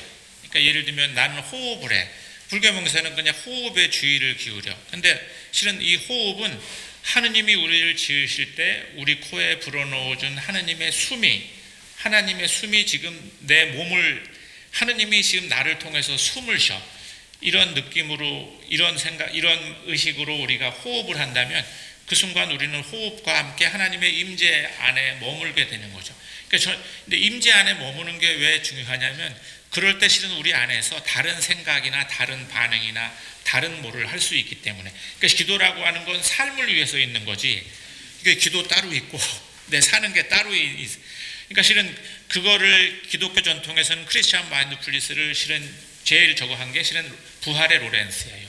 그러니까 샬렘에서도 실은 이제 제럴드 메이가 그 사랑의 각성이라는 책을 쓰면서 계속 실은 부활의 로렌스를 계속 중요하게 언급을, 이게 이제 우리 관상의 차원을 일상으로 가져오는 게 굉장히 중요하기 때문에 일상 속에서 우리가 계속 뭐 틸든도 실은 뭐 현존 연습이라는 책에 보면 계속 옷 입는 거, 걷는 거, 호흡하는 거, 우리들이 살아가는 모든 삶이 실은 다 기도가 될 수 있어. 이게 실은 이제 지금 이렇게 관상적인 영성 운동의 세 번째 흐름이라고 말씀을 드렸잖아요. 그러면 그러니까 실은 키팅도 계속 향신 기도를 하면서 계속 문제가 되는 게 기도하고 이게 생활이 잘 연결이 안 돼. 그래서 실은 지금은 제가 듣기로는 이제 뭐 저희 샬렘 안에서도 향신기도 열심히 소개하시는 목사님 계세요. 근데 요즘에 그쪽에서도 그래서 새로운 기도를 뭐 지금 말씀드린 이런 형식의 기도를 새로 만들어서 그걸 또 기도 운동으로 한다는 거예요. 원래는 이게 이제 환영 기도라고 하는 거로 이제 향신기도 그룹에서는 쭉 했었는데, 근데 이게 이제 조금 더 마인드풀리스라고 하는 건 훨씬 더 우리가 이미 모르는 전통이 아니라 부활의 로렌스 같은 사람은 뭐 노동하면서 설거지하면서 청소하면서 다 하느님의 임재 가운데 머무는 훈련을 해서 이 사람 따로 무슨 자기가 집중해서 뭘 기도했다 이런 얘기 없어요. 그러니까 불교에도 실은 그런 전통이 있어요. 해능이나 이런 분들은 이게 실제 일상을 깨어서 살아가는 것이 실은 더 어쩌면 이렇게 그 집중해서 뭔가 기도하는 것보다도 영향이 크다고 얘기를 하는 분들도 계세요. 이 둘은 실은 분리될 수는 없습니다. 이게 종교 전통에서는 이 둘은 늘 같이 가는 건데, 그동안 기도 그럴 때 우리가 너무 전자를 기도라고 많이 생각하도록 해왔다는 거예요. 그러니까 상대적으로 이 후자에 대한 부분들이 더 많이 열려야 되고, 특히 신자들, 그러니까 아주 분주한 일상을 살아가는 신자들에게는 이 길이 굉장히 더 앞으로 많이 소개가 돼야 될 필요가 있다는 생각을 저는 이제 하는 사람이라는 말씀을 드리는 겁니다. 네. 성도들이 아까 바쁘다고 했잖아요. 네네. 현장 목회를 하면서 이제 개인적으로는 이런 공부를 하지만은 이게 로컬 목회에 어떻게 적용할까라고 할 때는 아주 큰 벽 같은 거를 이제 느끼거든요. 그렇죠. 네. 그래서 뭐 가장 쉽게 해볼 수 있는 게 이제 1년에 한 번 정도 예수기도 같은 거 해볼 수 있는데, 오히려 우리 이 기도 운동이 이렇게 향신기도, 관상기도, 그래서 어떤 독실에 머물러서 자아를 이루어가는 이런 기도 운동이 오히려 한국 교회에 이러한 모든 것 가운데 충만한 하나님의 임재를 체험하는 이 기도 운동은 오히려 좀 더 방해한 측면이 있지 않을까. 방해라고 하는 건 배가 있겠지만은 좀 이렇게 확산되지 못하게 하는 측면이 있겠다 싶은. 예를 들면 우리 이번에 저희 교회 앞에 벚꽃 축제가 열렸어요. 큰 벚꽃 축제, 김포 벚꽃 축제가 열렸는데, 제가 이제 그런 광고를 했던 것 같아요. 예배 마치고 저 벚꽃 구경들 하시면서 저 꽃으로 피어나신 그런 하나님의 모습을 쭉 나가서 한번 발견들 하고 오세요. 라고 할 때, 그리고 신부님이 후자에 말씀하신 일정 부분일 것 같은데, 좀 더 어떤 프란치스코의 영성 같은 것들, 돌멩이 하나, 길가의 풀 하나, 이런 것들에 대해서 우리가 더 좀 이렇게 더 확산하고 뭐 이런 것들을 좀 더 많이 하는 것이, 하여튼 저는 그런 밖에 벽들을 좀 많이 느껴서 말씀드려봤습니다. 네, 저는 두 가지가 분리된 건 아니고 기독교 전통에는 다 이제 같이 있고, 실은 조건이 되는 분들은 가급적이면 규칙적으로 개인 기도를 하시는 게 실은 필요하죠. 이게 결국은 일상을 깨어 살게 하는데 도움을 많이 준다는 건데, 어떤 분들은 이게 굉장히 어려운 분들도 있다는 거예요. 근데 그런 분들한테는 훨씬 더 다른 쪽의 기도를 통해서 그걸 할 수 있다. 일상 속에, 왜냐하면 우리가 기도한다고 하루에 키딩도 실은 20분 이상 하지 말라고 그래요. 향신 기도를. 왜 그러냐면 더 많이 하는 사람은 그걸 통해서 뭔가 영적인 어떤 자기 성취에 대한 이런 거로 갈 수 있기 때문에 기도가 20분을 해라. 그래. 그리고 20분씩 2번 해라 그러잖아요. 근데 그러면 40분 외에 얼마나 많은 일상을 우리는 기도와 다른 삶을 살아요.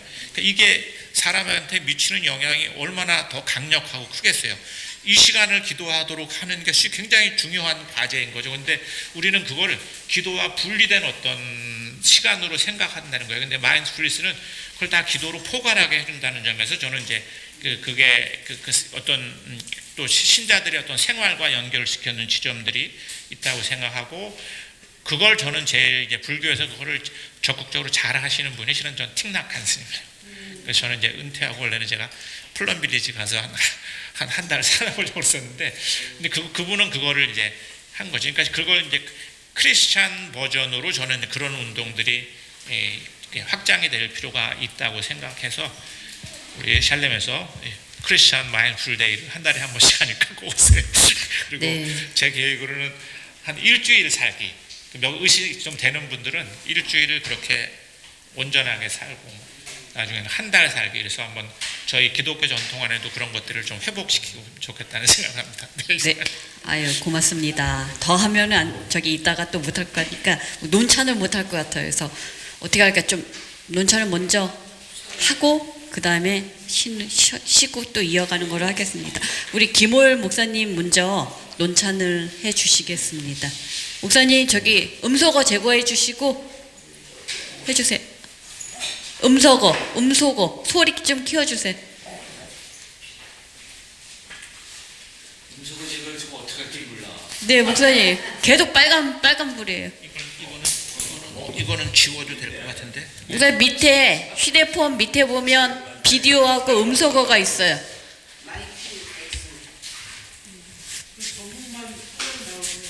그럼 여기서 켜드리면 되나? 음소거를? 아니요, 제가 할게요. 이 발표 자보기로 하면 되는데.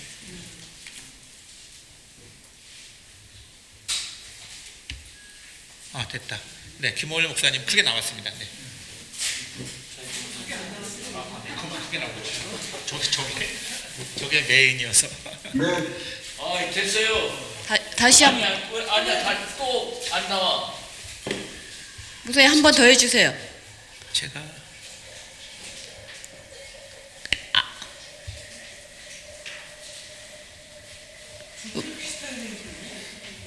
어떻게 해야 되는 거지? 황전부수한테 전화를 해야 돼. 지금 저기 예, 저는 발수니까 목사님이 다시 한번 발표 자보기를 해주시면. 열렸습니다. 음소거 해제됐습니다. 해주실 것 같습니다. 근데 비디오가 비디오가 또 꺼졌네. 비디오 없이 하죠 뭐. 아이, 죄송합니다. 소리 들리나요? 예. 잘 들려요. 근데 얼굴이 안 보여 또. 아이고, 어쨌든 말하겠습니다. 죄송합니다. 제가 핸드폰을 안 써갖고 참 여러 민폐가 크네요. 어쨌든 전반적으로 관상기도 운동에 대해서 잘 이해가 됐고요. 또 그동안 저도 품었던 어떤 문제 제기를 한 거에 대해서 공감을 느낍니다. 그 다음 이제 질문은 그 73%가 침묵기도하고 50%가 기도 생활에 만족하지 못한다는 통계를 보고 저도 의아했는데, 아까 친구님도 말씀하셨지만 침묵기도가 우리가 생각하는 침묵기도는 하고는 다른 거죠? 네. 네, 그러니까 말을 안 하면 그냥 말 안 하고 침묵기도 한다는 걸로 이해를 하면은 제가 이 질문을 드릴 필요가 없었던 것 같습니다. 근데 제가 궁금했던 거는, 예를 들면 이제 향신기도나 관상기도를 하는데 만족하지 못하는 사람이 50%라고 저는 처음에 이해했거든요. 그래서 그것이 왜 그런가 이렇게 궁금했었는데 저는 이해가 됐고요. 그다음에 세 번째 제안에서는 그냥 제가 읽으면은 관상기도 운동이 영성신학 정보응답 중심으로, 또 보면은 대부분 이제 비대면 강의로 진행되고 있는 형편인데, 관상기도가 아까 말씀한 것처럼 수도원에서 오랜 수행적 삶의 산물이고, 그것이 이제 우리 일상 삶에 적용되는 운동인데, 그런 어떤 수행적 삶, 어떤 영적 공동체가 없이 이게 진행될 때 영적 만족이나 영적 소비로 변질되질까 하는 염려가 있고, 그래서 어떤 형태로든지 영성 공동체가 필요하다고 보고요.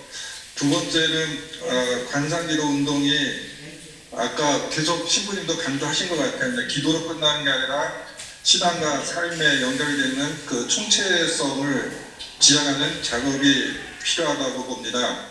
그 토마스 머턴의 관상기도를 계속 얘기를 하는데, 토마스 머튼이 그 책에 보면은 성공하지 마라라는 것을 분명히 얘기를 하거든요. 근데 우리가 전에도 제가 어느 모임에서 이런 발제를 했는데 이 관상기도는 배우지만 토마스 머튼이 성공하지 마라는 그런 얘기는 참 불편해하는 그 현실입니다. 그래서 이런 삶과 연결되는 그 어떤 기도 운동이 필요하지 않을까 싶습니다. 예, 이상입니다.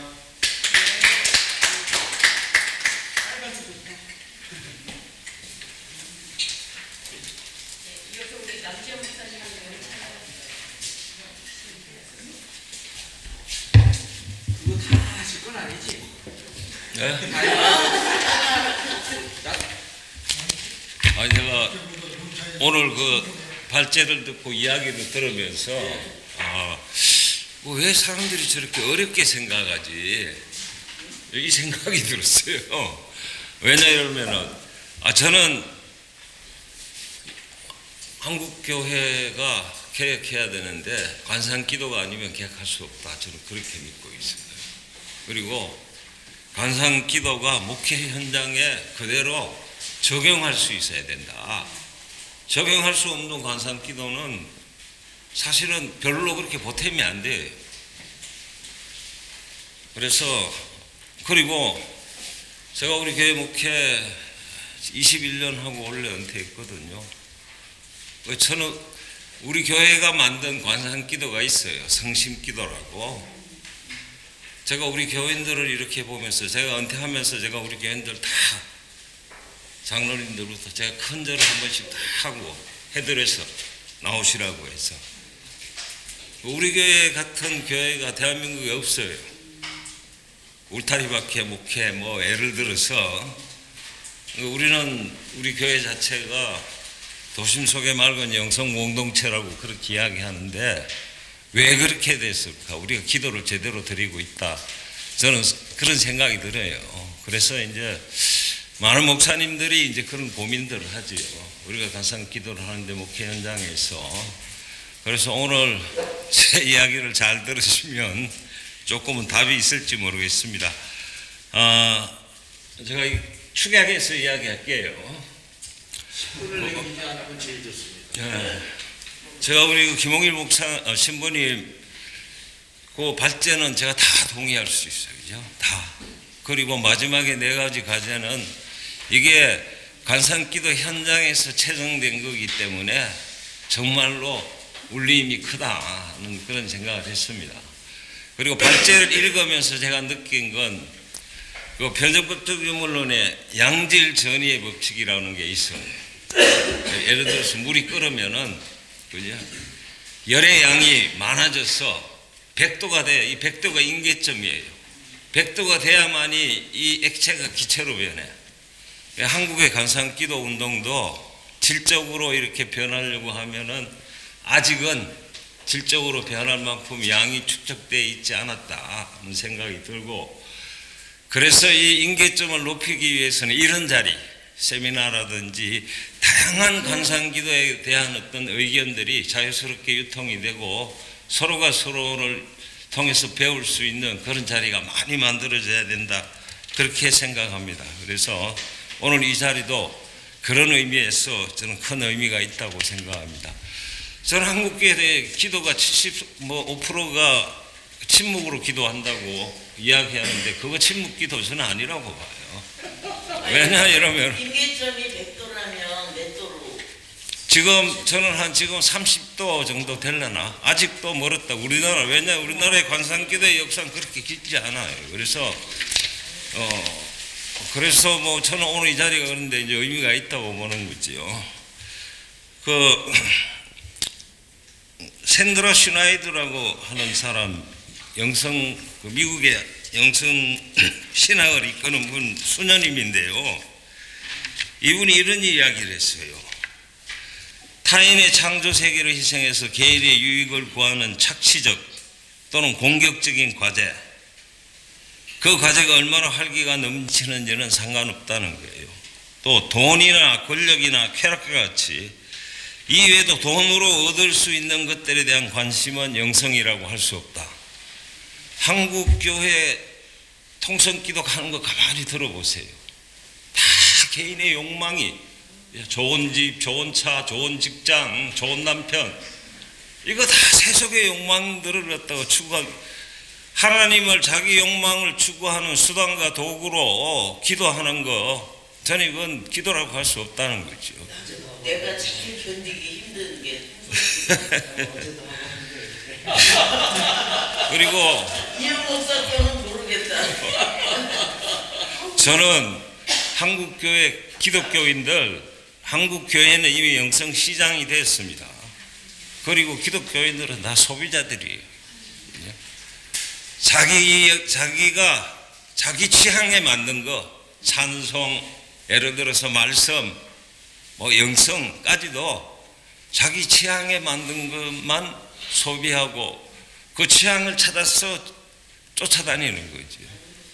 저는 그런 소비자들이라고 생각했는데 그러다 보니까 내면의 영성이 더 커. 영성적인 공감이 찬양을 해도 그렇고 말씀을 들어도 그렇고 왜 이럴까 그죠? 왜 이럴까라고 생각해 보니까 결국은 우리가 후진국에서 선진국으로 느닷없이 갑자기 이렇게 커지면서 소비에 대한 욕망들이 절제가 안 되는데 신앙의 영역에도 영성의 영역에도 그런 욕망이 지금 잠식을 하고 있다고 저는 그렇게 봅니다. 그래서 대부분의 그리스도인들이 명목상의 그리스도인들 하나님의 이름을 부르지만 사실은 하나님을 안 믿어. 왜 이렇게 됐느냐라고 하는 걸 잘 분석한 사람이 한 사람이 있어요. 달라스 윌라드라고 하는 사람이 이렇게 이야기합니다. 일반적으로 성경을 읽고 기도하는 신앙생활을 하면 믿음이 형성되고 내면 생활과 외부 행동이 개발될 줄로 생각했던 과거의 전략이 실패했기 때문에 영성 형성에 대한 새로운 관심이 커지고 있다는 거죠.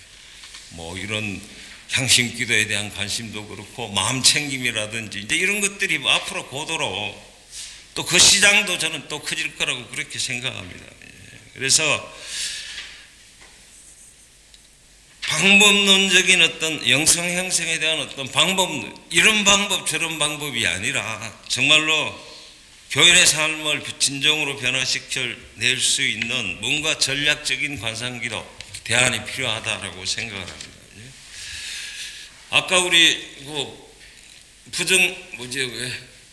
유념적 기도, 무념적 기도 이게 이제 뭐 부정의 기도, 긍정의 기도라고 하기도 하고 수동적인 기도 또 능동적인 기도라기도 하고 또 긍정의 기도와 부정의 기도라고 뭐 아포파틱, 카타파틱 이제 이렇게 이야기를 하는데요.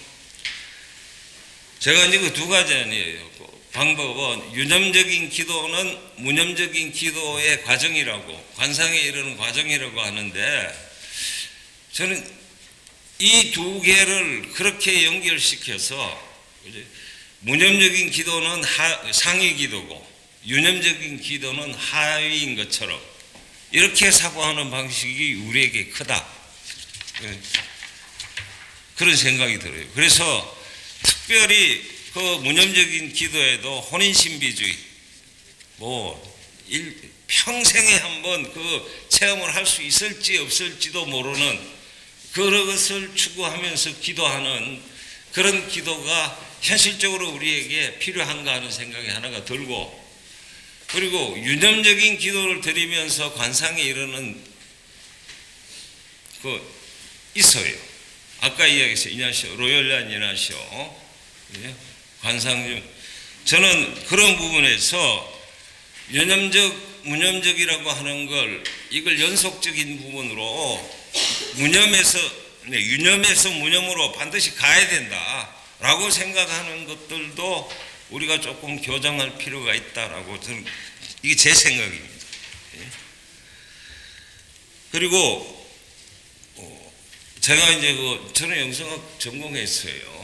했는데 제가 그 강의실에서 많이 정말 교수들로서 무념적인 기도는 관상기도 아니다. 그건 아예. 그리 관상기도로 하면 무념으로 가야지. 무념이 돼야지. 그런데 그거 안 되는 사람은 관상기도를 못 한다는 거예요. 훈련을 해서 될 수도 있지만 훈련해도 안 될 수도 있어요. 저는 이거는 제가 생각할 때는 아포파틱, 저는 패권주의라고 봐요. 그래서 예를 들면 이냐시오 같은 분은요, 그의 기도나 그가 아포파틱적이지 않았어요. 무념적이지 않았어. 그러나 예수의 회원이자 이냐시오의 전기 작가인 브라이언 그로가는 이냐시오에 대해서 이렇게 말합니다.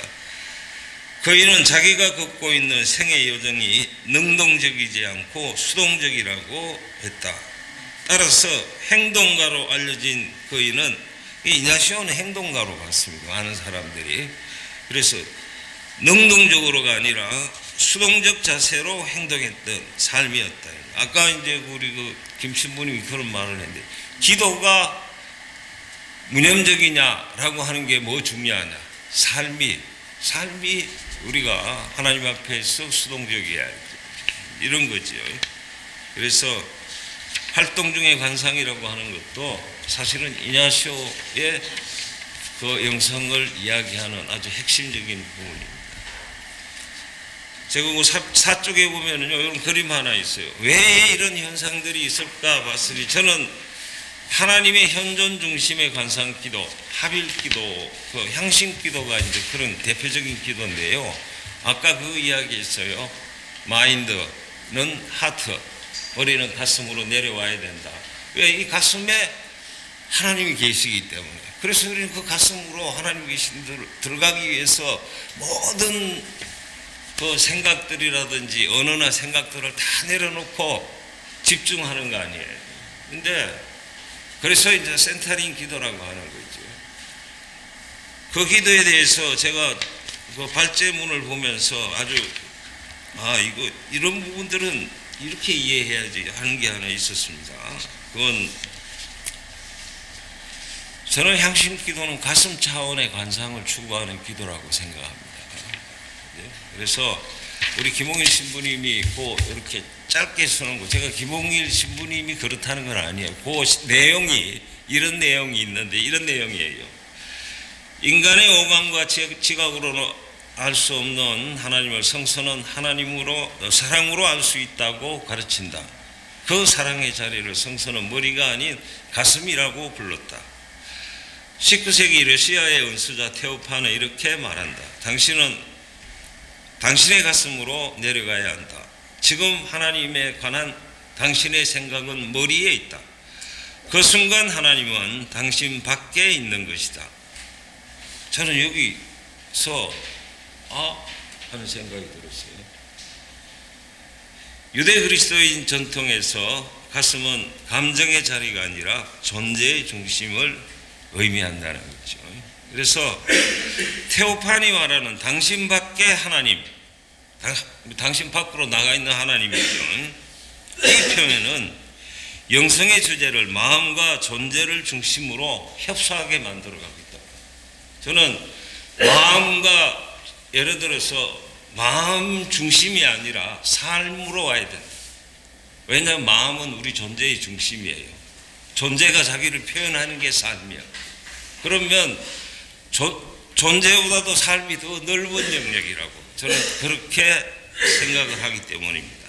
그래서 제가 이제 영성 전공했는데 삶의 영성이, 제가 영성을 전공하면서 영성의 주제는 삶이다라고 저는 그렇게 생각합니다. 그래서 하나님 영성 신학적으로 하나님 현존 중심의 기도는, 이런 향신 기도는 삶으로 연결되기가 어려워. 본래 어렵다는 거예요. 가슴 중심의 기도이기 때문에. 그래서 이것이 저는 하나님의 현존 중심, 가슴 차원의 기도, 그리고 또 향신 기도 같은 기도가 가지고 있는 맹점이 아닌가, 현실의 삶에서. 영성신학적으로 보면은 아까 제가 샌드라 슈나이드에서 이야기를 했습니다.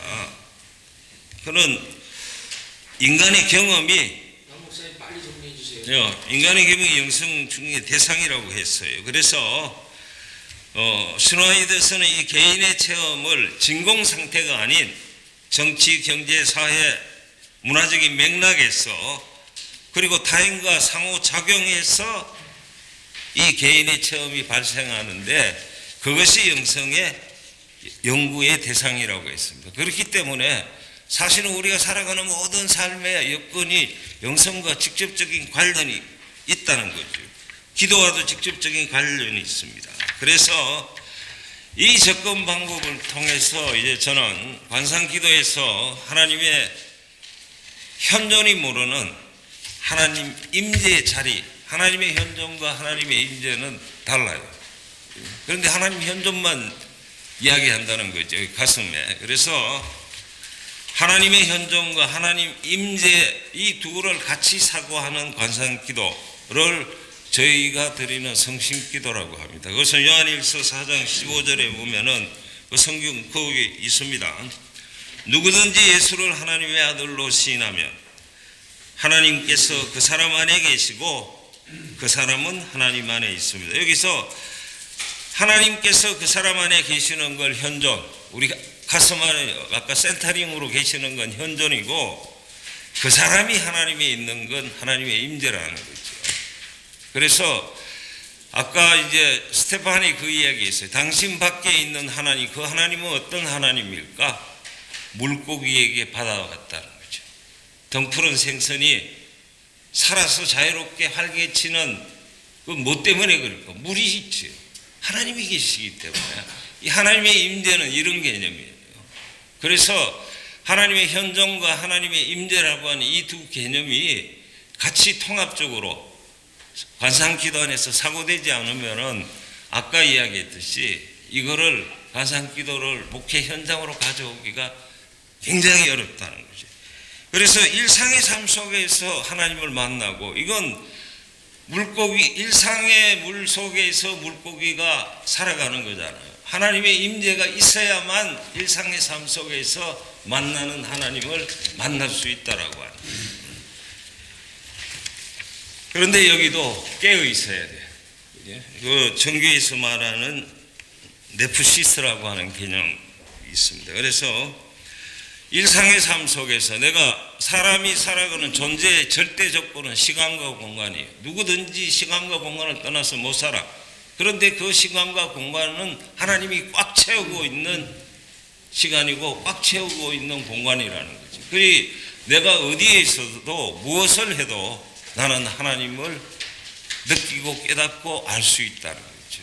이것이 제가 이야기하는 나머지는 간단하게 요점만 하면 그런 거예요. 나머지는 그냥 조금 더 읽어보시면 될 거고요. 그래서 저는 우리 교우들에게 그런 이야기예요. 늘 오늘 하루 내가 하나님과 어떻게 살았나 일용할 합일, 그죠? 내가 하나님과 함께 합일하는 건 일상의 삶 속에 사는데 일용할 만큼 합일이 우리에게 필요하다.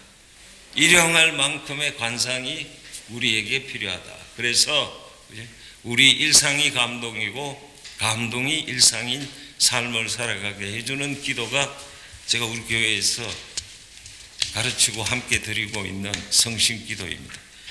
이상으로 마치겠습니다.